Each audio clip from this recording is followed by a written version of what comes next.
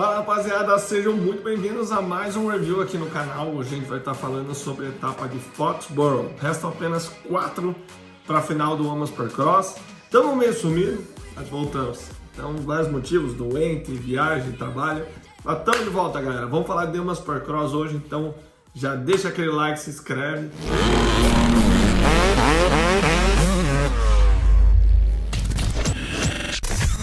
Pessoal, vocês sabem que eu tenho viajado bastante, tenho tentado fazer mais conteúdo para vocês, porém não vivo do YouTube. Então, hoje a gente tem alguns patrocinadores, como a Michelin, a Fox Racing Brasil, a Drop Mud, a MR Pro, são parceiros que viabilizam estar fazendo vídeo para vocês, estar indo nas provas. Então, se na hora que vocês forem adquirir equipamentos, pneu, enfim, se vocês puderem dar preferência para essas marcas, agradeço de coração, é assim que vocês podem estar nos ajudando a se manter aqui fazendo conteúdo para vocês e fomentando o mercado. Pessoal, pista de Foxborough. Então, a gente veio de um ano que tem sido bem desafiador para Dirt Crew lá, né, que faz Dirt Works, na verdade, que faz as pistas, porque tem chovido muito. Então, a gente teve três etapas de lama. E fora as que não tiveram tanta lama na prova, na semana, então construindo debaixo de água e tal. O que isso ocasionou? Que as pistas ficassem muito mais macias do que normalmente são, gerando mais manutenção e etc. Então, primeiramente, está de parabéns aí a equipe que faz as pistas, porque eles têm um trabalho tremendo, são os que mais levam uma retada, e mesmo assim eles têm entregado a pista geralmente em condições, o melhor que pode ser encontrado naquele momento. Eles permitem que a pista se torne dessa forma competitiva, né? Eles dão um jeito de fazer acontecer um negócio, cobrem, bomba d'água, enfim, fazem tudo, né? Então, parabéns aí para o pessoal. E nessa etapa, a pista também tinha chovido durante a semana, porém um terreno bem mais duro. A pista ficou mais espelhada, o que é muito interessante. Eu sou contra. Por exemplo, a gente vive hoje no Brasileiro de Motocross, pistas extremamente gradeadas, grade na largada para todo mundo. Eu sou contra isso, só um tipo de pista. Por exemplo, se fossem todas as etapas só de areia, também não seria interessante. Então, para a gente testar e descobrir quem são os melhores pilotos, tem que ser testado em diferentes terrenos, né? Alguns pilotos têm uma moto, um acerto, uma qualidade técnica melhor para alguns tipos de terreno. Então, sem dúvida, a gente ter essa mescla é fundamental. Por exemplo, já falei outras vezes, eu faria largada no concreto, faria largada na terra, faria largada na grade, misturaria tudo para jogar isso nos pilotos e testar. Enfim, mas a pista lá ela ficou mais dura, tinha umas sequências legais que faziam diferença, de pular 3, encaixar na parte de trás da mesa, as costelas destruíam, não tinha nada demais. Mas era técnico também, que eles pulavam numa sequência de 5 saltos, o último mandava lá na frente, na primeira costela, fazendo ela em saltos. Os pilotos como o Jet atropelavam muito bem, então eu achei bem interessante, assim, a pista tinha onde ultrapassar, alguns lugares obviamente afunilava, mas muito legal, gostei bastante. E começando pela categoria 250, tem que começar dando os parabéns, quem deu show foi o Chance Hymas, já na classificatória, na Hit 1, conseguiu sua primeira vitória. Ele é um menino novo, tem 18 anos, piloto oficial Honda, e tem um trabalho muito difícil aí, né? De tanto ele quanto o Shimoda, que é preencher ali os sapatos, né? Como é a expressão em inglês, andar assumir as posições de número 1 dos irmãos Lawrence. Então, esses dois, sem dúvida, têm um fardo muito pesado. Eles, obviamente, não têm conseguido mostrar o resultado como os Lawrence fizeram, mas, finalmente, Chance Hymas conseguiu sua primeira vitória. Finalmente não, né? Conseguiu sua primeira vitória, tá de parabéns.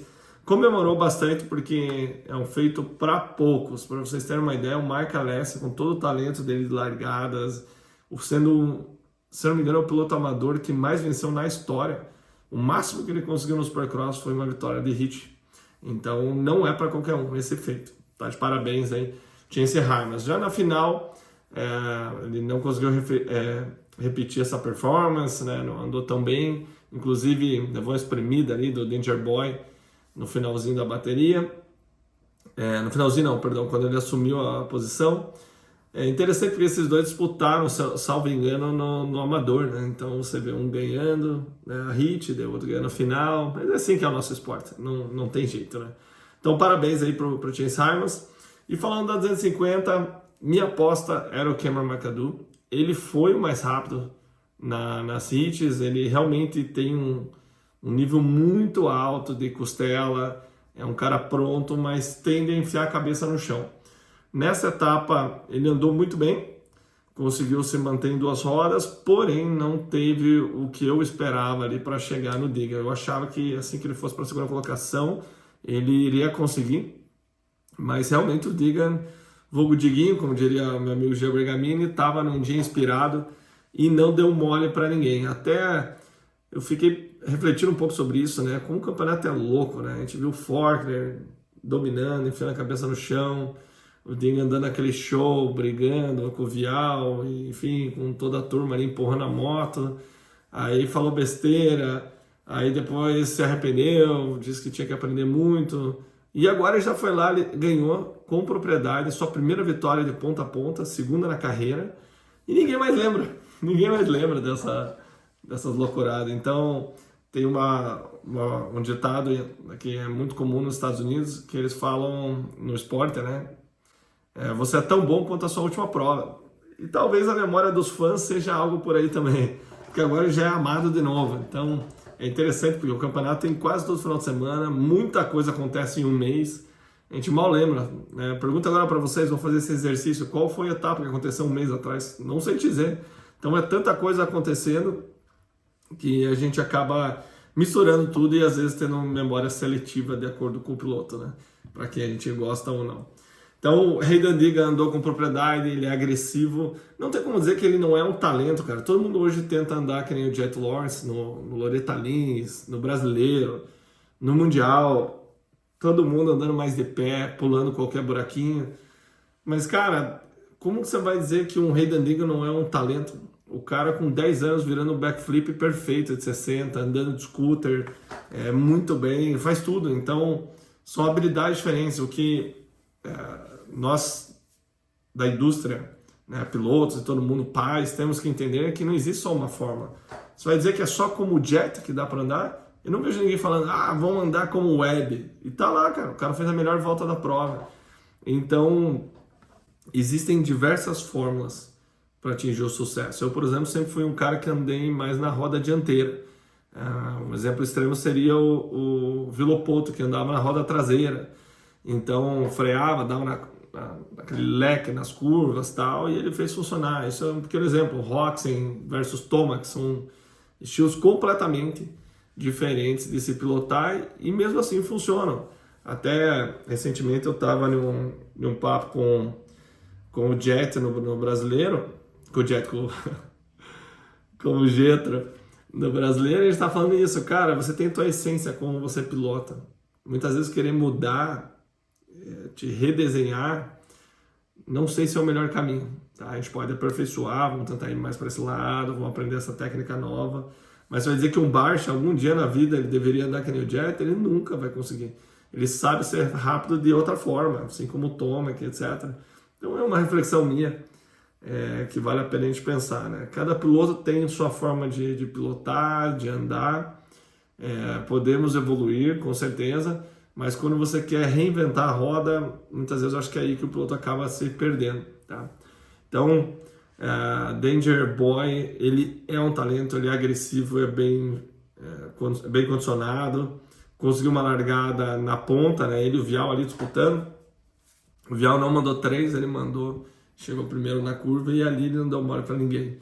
E o McAdoo, na hora que assumiu o segundo lugar, não teve o que era necessário para ir buscar o Hayden Diga. Então, parabéns, Hayden.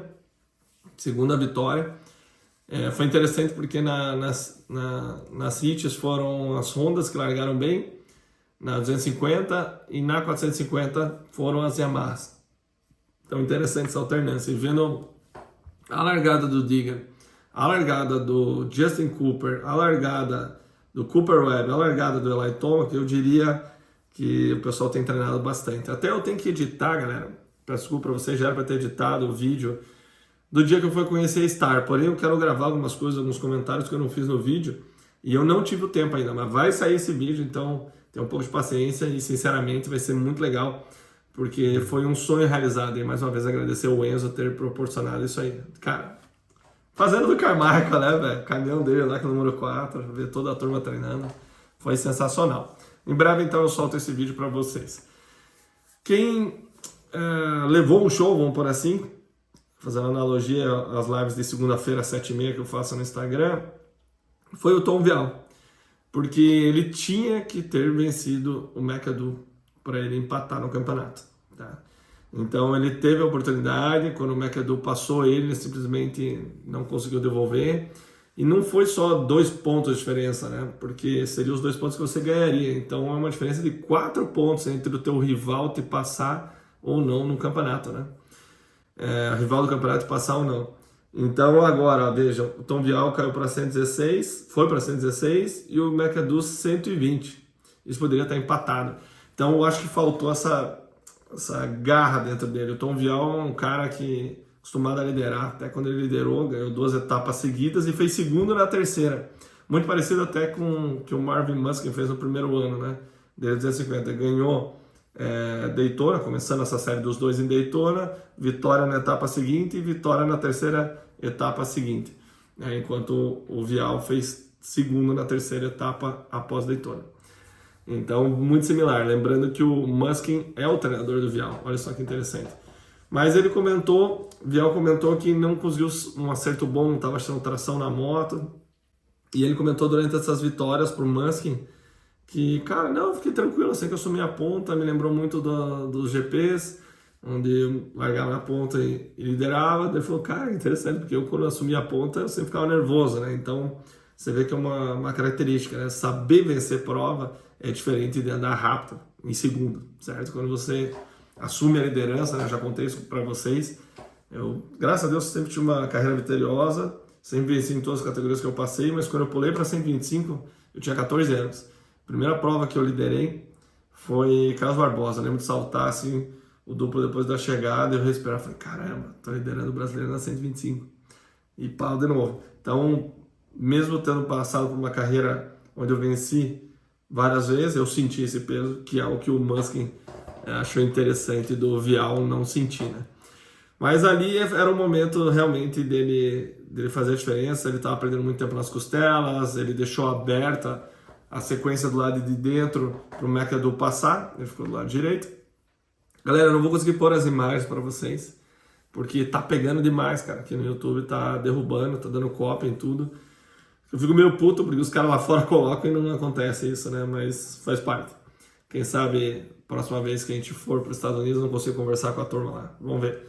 Mas certeza que existem alguns canais que eles deixam passar, né? Pelo menos a minha percepção daqui. Então, infelizmente, vai ser só a gente conversando. Você pode estar assistindo as transmissões, os highlights delas no YouTube, gratuito. Tem os sites pirata como o Cyber TV, que transmitem um valor mais acessível. Ou se você quiser o pacote completo, você pode estar adquirindo também, que daí tem as etapas dos anos anteriores, todos os treinos, qualidade HD, não cai, que é o que eu faço. Vocês sempre me perguntam, eu pago a transmissão. Como eu assisto todas as etapas e a transmissão contempla o Supercross, o Motocross e o Super Motocross, se você dividir por 30 eventos, 800 e poucos reais, para mim faz sentido pagar 20 e pouco por etapa para assistir, sem problemas, tá? Então, galera, 250 ficou assim o campeonato. 120 pontos, Cameron McAdoo, 116, Tom Vial, Hayden Diggins, 107, Pierce Brown, 105, Corey Schock, 95. Quer ver uma coisa interessante? Sabe quem foi o mais rápido na 250 na prova? Pierce Brown. Olha que loucura. O cara fez 4º lugar, está em 4º coincidentemente no campeonato. Nem apareceu na transmissão, mas foi lá e meteu a melhor volta. Olha só como é difícil o Supercross, cara. É muito cara bom. E ele é um cara que deveria estar brigando na ponta. Outro cara que apareceu na HIT, vencendo a HIT 2, voltou a andar na ponta, né? Foi o Maxence, que até recentemente, 2 etapas atrás, estava liderando o campeonato quando a moto deixou ele na mão. Parece que a válvula quebrou. Então foi bacana ver tanto o Hymas quanto o Maxence vencendo. E falando agora do que interessa, turma, que é o que realmente a gente vê aqui, né? Categoria 450, cara. Te falar, hein? Quando o Tomac mandou aquela largada na Hit 1, perfeita, a moto nem mexeu. É ali, cara, é o manual da largada. O Vial fez o ano passado, se não me engano, no motocross também, uma dessa. O gate mexe e você sai. É ao mesmo tempo, assim, ó. Essa é a largada perfeita. O gate começa a mexer, você sai e passa. Eu acertei umas 2 dessa na minha vida, 3. Né? Eu sempre consegui largar bem, mas assim, aquela que você tá em sintonia, assim, que larga sozinho. Eu vou até soltar um vídeo para vocês no Instagram, o pessoal que me segue lá, @LeandroSilva14. É um vídeo da Vaz, patrocinadora do Ratinho, no Espírito Santo. Eu acertei uma largada assim, dá pra ver meus braços mexendo do acelerador, né? E o pessoal do lado, o Balbi, a turma que tava do lado, nem esboçou reação. Então é o dia que você tá muito afiado, né? E foi o que o Tomac fez. Mandou aquele largadão, 2 motos na frente de todo mundo. É um troço absurdamente difícil de acontecer. Absurdamente. No melhor estilo Mike Alessi. Ele mandou a largada e venceu, cara. E ali, eu falei, é hoje. É hoje, turma. Vamos dar ali. Largando bem, agressivo, andando rápido. Fez uma volta boa na hit dele. Até, deixa eu ver se eu abri aqui. Eu acho que eu fechei. Mas ele tinha feito uma volta muito boa, ou seja, mostrando velocidade. E, galera, a hit 2, quem venceu foi o Jet. Disputando ali com o Web, né? Passou ele por dentro, deu aquela espremida, o Web não tirou a mão por fora, tal, tentou mandar a sequência, mas na hora que caiu nas costelas, o Jet tem uma marcha a mais e uns 10 centímetros de perna a mais, que fazem toda a diferença na seção de costelas, né? Para a moto não bater, para dar tração, né? E ali, cara, eu falei, eu gosto do Web, eu tô torcendo pro Jet no campeonato, é a minha aposta. Mas eu gosto do mental do Web, eu admiro isso, né, no atleta. E assim, mais uma vez, né, voltando no papo inicial de estilo, ninguém olha pro Web e fala, nossa, quero andar com esse cara. E até num papo que eu tava tendo com um aluno meu, pra mim os dois são fenômenos. Todo mundo fala do Jet, o Jet. Cara, não existe outro cara no esporte. Talvez vá além até do Supercross, né, em motocross, outros esportes, com o mental como o Cooper Webb. É bizarro, o cara fazer 8º, 10º nos treinos, não ir bem na hit, na hora que dá metade da prova ele vem crescendo e tá lá, velho. Ele é tipo um tubarão, né? Um mini tubarão, né? Quase um baby shark. Ele tá sentindo sangue na água, cara. É visível, ele só tá ganhando mais confiança. Quer ver a prova disso? Adivinha quem fez a melhor volta na final? Quem fez? Cooper Webb. E adivinha quando? Na primeira volta, que era o início de prova ruim dele. É indiscutível que o melhor cara, o melhor sprinter de início de prova, tanto no motocross quanto no supercross, é o Ken Roczen. Ele virou na primeira volta, como o Ken Roczen também virou a melhor volta dele na primeira. Ele segurou o sprint do Ken Roczen. Então, o Ken Roczen tentou e não tinha nada pro Webb mesmo no início de prova. Então, isso mostra para mim o tipo de atleta, cara, o fenômeno que o Webb é. Ele era ruim de início de prova, ele falou isso em entrevista, que treinar com o pessoal da Star, com a molecada 250 que tem esse sprint louco de início, estava ajudando ele e olha quão rápido ele conseguiu evoluir o game dele de início, né? Então ele se tornou mais rápido e no início que é um ponto fraco dele. E quando o Sexton conseguiu se livrar do Ken Roczen, encostou nele, ele se jogou na última volta nas costelas, foi a única volta que ele atropelou pela direita e sinceramente foi a melhor que ele passou, palavras dele, e venceu. Cara, eu acho que esse mental dele, acho não, tenho certeza, é o grande diferencial. Até esse meu aluno comentou, um Eli Tomac com o mental do Webb, ninguém ganhava, entendeu? Ninguém ganhava dele. Seria o casal match perfeito, vamos pôr assim. Então, é um fenômeno, cara. É um fenômeno. A velocidade, como ele caía naquelas curvas lisas, né? Ele usava uma paredinha dessa altura para virar e deixar a moto de pé. Porque qual que é o ideal, né, pessoal? Chegar na curva, virar o mais fechado possível, em geral, e levantar o quanto antes. Deixar a moto reta o quanto antes para você poder atacar. Então, chega, deita, levanta e sai. E ele fazia isso melhor do que ninguém. Ele já caía, pum, virava no liso e dava a mão. Então, ele, além de encurtar o caminho, ele conseguia atacar na reta com propriedade. Então ele é especialista em chegar e sair. Ele comentou em entrevistas, né, que o ano passado, ele andando atrás do Tomac, via as coisas que ele conseguia fazer com a Yamaha dele, e ele pensou, cara, se eu tiver uma moto dessa e eu conseguir executar as coisas como eu acredito que eu posso, eu vou evoluir muito. E foi aí aonde ele foi atrás da Star. Um parênteses para vocês aqui, ó. Olha só que loucura que chegou com a KTM, né? O estresse dele. Ele chegou ao ponto de no motocross, ele comprar uma KTM zero, original, e aparecer na prova e falar, eu quero correr com essa. Imagina o nível, cara. Imagina você falando isso pro Roger de Coster, né? Que é o chefe da equipe lá, o belga. Então, foi realmente estressante, no mínimo, né? Tudo que ele passou, e o cara deu a volta por cima. E não me surpreende ele vencer esse campeonato. Lembrando que o ano passado era para ele ter vencido, se ele não tem aquela batida com o Ciançaru e deu uma dormida lá na prova. Era ele o campeão depois do Tomac, sem dúvida. E caiu, entre aspas, no colo do Sexton, né? Que ele mereceu também, mas caiu no colo dele. Então eu vejo ele crescendo, ele sentindo esse sangue na água, ele crescendo, ele evoluindo.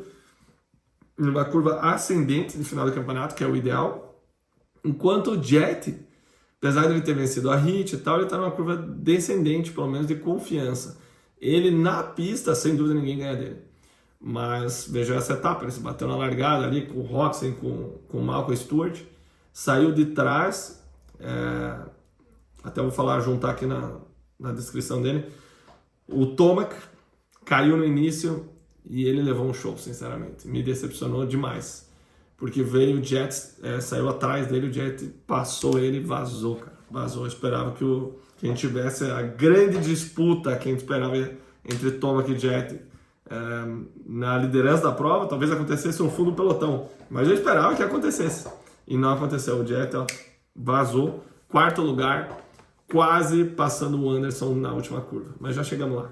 Então, o Tomac, ele tem algo diferente, mas o Webb, cara, o Webb é monstro. E essas coisas que ele faz, e falar besteira e tal, cutucar, ninguém faz isso. Ele mexe com o cara e ele só tá nessa curva ascendente, enquanto o Jet tá numa descendente, perdendo confiança, veja o que aconteceu na largada. Então, ainda o Jet sabe que ele é o melhor, né? Mas sem dúvida já não é aquela coisa, tá tranquilo, tá dominado. Vou ganhar hoje. Aconteceu o telecat lá com o Barcia, né? Bateu, com certeza ele tá machucado. No vídeo do canal dele mostra que ele deu uma machucada, isso já dá uma diminuída nos treinamentos, diminui um pouco aquela, caramba, tô bem, tô me sentindo bem, né? Daí foi pra prova, tomou um gás, então, cara, é uma curva, entre aspas, né? Vamos ter cautela, descendente do Jet, e uma curva sem dúvida ascendente do Webb. E falando do Jet, última curva, ele teve a oportunidade de passar o Anderson, estava assistindo aqui antes de começar a gravar, ele tinha meia moto na frente do Anderson, ele tinha que ter fechado. O Barcia nunca ia perder viagem, o Barcia tinha passado, e se ele passa o Anderson na última curva e termina em terceiro lugar, ele estaria com 2 pontos, se não me engano, a mais no campeonato, que pode escrever o que eu estou falando, vai fazer falta, vai fazer falta. Em 4 etapas, a possibilidade de ter 2 pontos a mais, se não me engano, é total diferença. Ele estaria sozinho na liderança ao invés de estar empatado com o Webb. Então ali mostrou um pouco do caráter dele, que ele não é de bater e tal, assim como o Tomac. Por outro lado, nessa posição, se fosse ao contrário, o Anderson tinha empacotado ele. Talvez pelo histórico do Jet e do Anderson esse ano, teria discutido, ele não quis, né, dar um chega para lá, mas ele tinha que ter feito isso, na minha visão. Não pode perder viagem, cara. É muito caro o preço que se paga por não conseguir pontos que tava na mão e ele deixou escorregar. Então, eu acho que ninguém consegue fazer o que o Jet faz, vindo lá de décimo um pouco, passar todo mundo e pelotão na frente. Ninguém tem essa velocidade. Mas ele não pode dar bobeira, né? Tanto a situação do Barcia quanto dessa etapa, uma largada ruim, nem caiu, pode ferrar as chances dele de título. Outro cara que andou muito bem, até 8 minutos pro final, estava 6 segundos da liderança, é o Jason Anderson, que finalmente deu ar da graça, né? Essas pistas mais duras, mais lisas, ele anda muito bem, ele controla muito bem a traseira da moto, a cava dele funciona muito bem, a moto é equilibrada, ela é uma moto que funciona bem em tudo, assim, o acerto que ele tem. O Brock Tickle já falou diversas vezes que testou muito essa moto e conseguiu um acerto muito bom. Stewart já elogiou diversas vezes como ela é equilibrada, né? Funciona bem. Mas ele ainda, acho que falta um pouco mais de gás, um pouquinho mais de velocidade, embora a melhor volta dele foi no meu segundo. 50... Vejo que encontrei. 50 altos, se não me engano. Mas ainda falta aquela coisa a mais que ele tinha em 2021. Aquela faísca, enfim. Meu, nunca mais conseguiu andar naquilo, né? Então foi importante esse quase pódio. Quase ou deu pódio? Peraí que eu acho que eu confundi. Quase pódio. Quarto lugar. Terceiro foi o Roxy. Para ele ganhar confiança e realmente caminhar para frente. Veremos as próximas etapas. Ken Roczen deu show, Tornadão em segundo, Tornadão em terceiro com o McElrath. Certeza, pode mandar abrir o motor, tá no metanol e tem pistão maior. Não pode, os Tornadão tá tão bem assim. Brincadeiras à parte, eles vêm largando melhor. O Roczen andou muito bem, mas é que o Webb estava no dia. Ele segurou boa parte da prova, o Sexton, que são amigos, treinam junto. Até o Sexton disse em entrevista, né? Foi muito difícil para mim passar o Roczen porque ele sabe como eu faço minhas ultrapassagens. Porque a gente treina junto, a gente é amigo. Até que ele conseguiu fazer a ultrapassagem, né? Pulou por fora, o Roczen dá uma escapada e uau, mergulhou por fora na frente do pitch. Então, sei lá, né? O que teria acontecido se ele passar antes? Porque assim que o Sexton passou, ele colou no Webb. Né? Então, nunca saberemos, na verdade. Mas foi muito bom pro Roczen, muito bom pro Sexton, legal ver ele andando melhor. E ele fica falando da moto, que a moto isso, que a moto aquilo, mas eu te digo, te faço a pergunta, tira o Jet da equação, ele teria ganho todas as etapas no ano passado do motocross. Né? Tira o Jet desse ano, ele já ia estar falando, cara, minha moto tá boa, minha velocidade tá boa, entendeu? Ele teria ganho boa parte das provas esse ano. Então, quando você põe a comparação com a barra lá em cima, é onde aparece a dificuldade, não tem como. Mas ele sem dúvida está crescendo a cada etapa, está conseguindo andar melhor, ele está largando pior, mas está se agilizando bem no início, não está caindo, que é muito importante. Então, sensacional ver o Sexton, que, vamos falar real, né? O campeonato vai ficar entre os três, Webb, Jet e Sexton. Então, são os melhores, até a pontuação do campeonato, ó. Jet Lawrence 261, 5 vitórias. Cooper Webb 261, 4 vitórias. Chase Sexton 15 pontos atrás, 1 vitória. Então o campeonato está entre esses três. E a gente muitas vezes fala do Thomas, pô, não tá tão bem e tal. Meu, o cara tá voltando de uma lesão séria, tendão de Aquiles, fora todo o tempo parado, fora da moto. A parte de confiança com certeza ele perdeu, mas olha só, ele tá em quarto lugar no campeonato, 30 pontos atrás. Então, nada mal, né? O próprio Roczen, top 5. Então, sem dúvida, muita água para correr. Ainda aposto no Jet Lawrence, mas como eu disse, Baby Shark tá sentindo sangue na água. Entendeu? Então, tô ansioso. Esse final de semana em Nashville, a pista também é dura. Então, o Anderson tende a andar bem. Vamos ver se o Webb consegue repetir a performance dele também. Mas vai ser interessante. Vai ser interessante. Só isso que eu digo para vocês. Infelizmente, nessa etapa também o Plessinger caiu nos treinos livres e hiperestendeu o braço dele a ponto de quase deslocar, mas não deslocou. E, enfim, acabou não correndo, né? Não andou. Mas é isso aí, turma. Resumão para vocês, 28 minutos.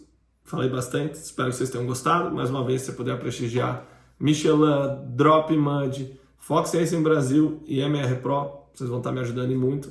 É assim que você pode ajudar a fomentar a indústria no Brasil.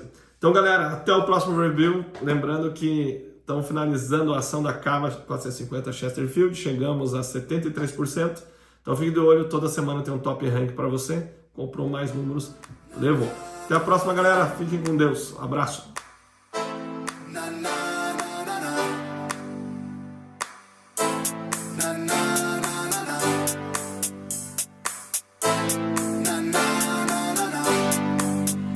When we all